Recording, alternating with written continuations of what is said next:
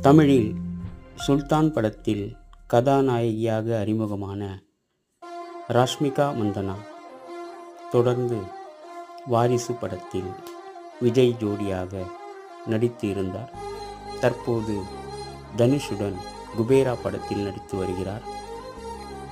இந்தியில் ராஷ்மிகா நடித்த அனிமல் படம் வசூல் சாதனை நிகழ்த்தி அங்கு பட வாய்ப்புகளையும் பெற்றுக் கொடுத்துள்ளது.